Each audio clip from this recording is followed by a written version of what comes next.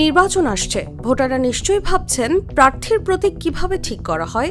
ধানের শীষ, দাঁড়িপাল্লা, লাঙ্গল প্রতিটি প্রতীকের পেছনে রয়েছে নির্বাচনী পরিকল্পনা। আগামী জাতীয় সংসদ নির্বাচনে ২,০০০-এরও বেশি প্রার্থী প্রতিদ্বন্দ্বিতা করবেন। ৫১টি রাজনৈতিক দল অংশ নিচ্ছে, সেই সঙ্গে স্বতন্ত্র প্রার্থীরাও সমান ভূমিকা রাখছেন। রাজনৈতিক দলগুলোকে তাদের নির্ধারিত প্রতীক বরাদ্দ দেওয়া হয়, যেমন বিএনপি প্রার্থীরা ধানের শীষ, জামায়াত দাঁড়িপাল্লা, জাতীয় পার্টি লাঙ্গল প্রতীকেই ভোটে অংশ নেবেন।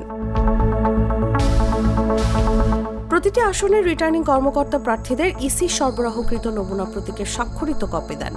এটি নিশ্চিত করে যে প্রচারণার প্রতীক ও ব্যালট পেপারের প্রতীক একরকম থাকে এবং ভোটার বিভ্রান্ত হন না। স্বতন্ত্র প্রার্থীদের জন্য বরাদ্দ রাখা হয়েছে ৫৬টি প্রতীক। মনোনয়নপত্র জমা দেওয়ার পর প্রতীক নির্ধারণ করা হয়। রিটার্নিং কর্মকর্তা প্রথমে প্রার্থীদের পছন্দ অনুযায়ী বরাদ্দ দেওয়ার চেষ্টা করেন, কিন্তু একাধিক প্রার্থী একই প্রতীকের জন্য আগ্রহী হলে প্রথমে সমঝোতার ব্যবস্থা করা হয়।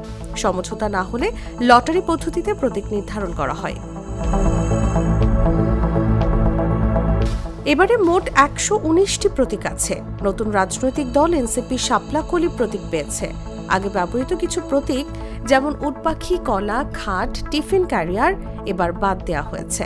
নতুনভাবে যুক্ত হয়েছে ২০টি প্রতীক, যেমন উট, চিরুনি, ট্রাক্টর, দোতলা বাস, পালকি, মোটরসাইকেল, রেল ইঞ্জিন, সিঁড়ি, সূর্যমুখী, হ্যান্ডশেক।